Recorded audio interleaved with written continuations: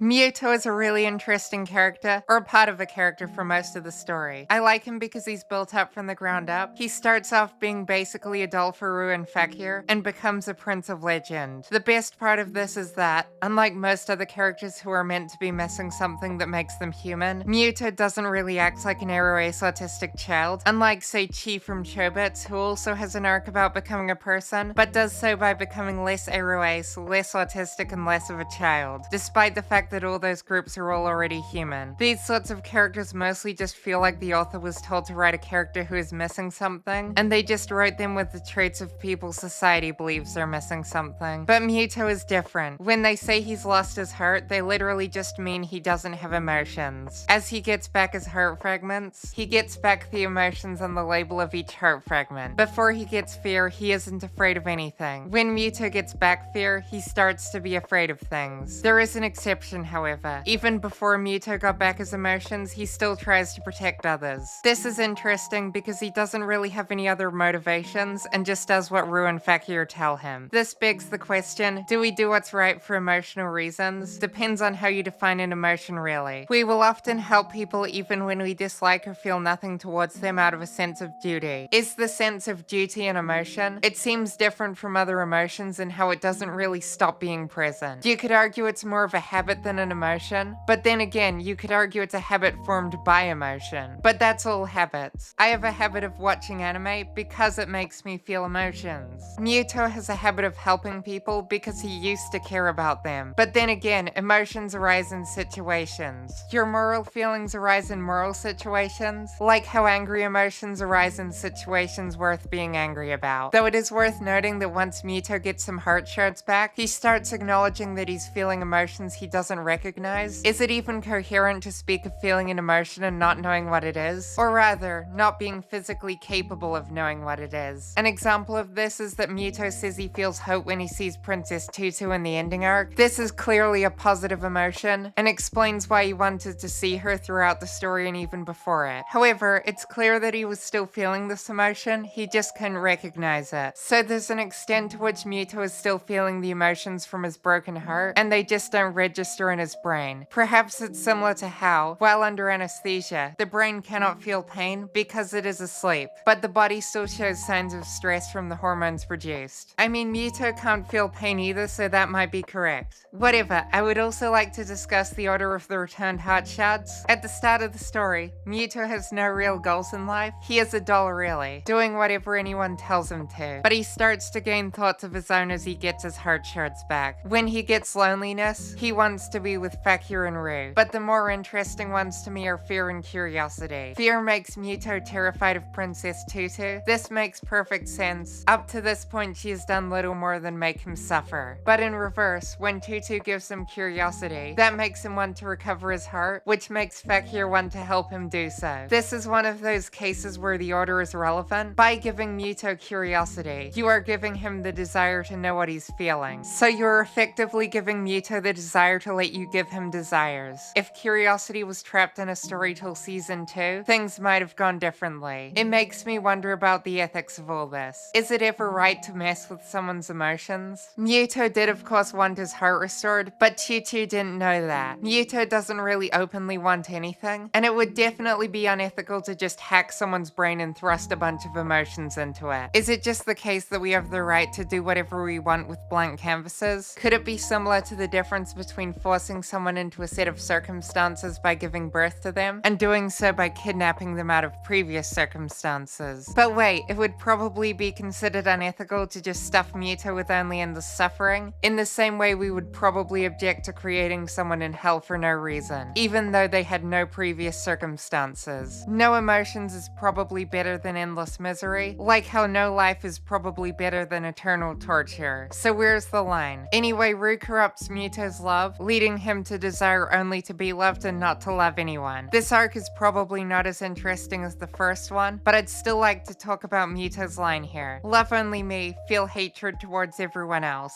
This feels abusive and controlling, but also reminds me of certain things which are seen as socially acceptable. The first is of course monogamy. By default, in our society, people are only allowed to date one person. I don't think this is at all abusive, though there can be problems, as there can be with polyamory. One of them is the crushing of feelings for anyone other than the monogamous person's partner. There is actually an episode about this in Princess Tutu, in which a woman is both in love with her fiancé and another man, leading to her being driven towards Myuto's toxic ideas of love, with the conclusion being that she needs to acknowledge both of her feelings and act from there. But maybe the problem is the feel hatred towards everyone else part, but people defend ideas similar to this too. Luke 14:26 reads, "If anyone comes to me and does not hate father and mother, wife and children, brothers and sisters, yes, even their own life, such a person cannot be my disciple." This is the words of Jesus Christ saying, love only me, hate everyone else. It would be bad faith not to include the Christian response, which is that by this Jesus means that you should love God, and by extension him, much more than anyone else. Not literally hating everyone else, but having the same relative difference in feeling as you would between someone you loved and someone you hated. This leads to the question, why is the Bible so hard to read that it requires disclaimers like this, if it is truly the work of God? But that will take us down an endless tangent and too far from Myuto, who eventually receives his unconditional love in the form of Rue's sacrifice. And yet in the end, what the prince wants isn't one-way love.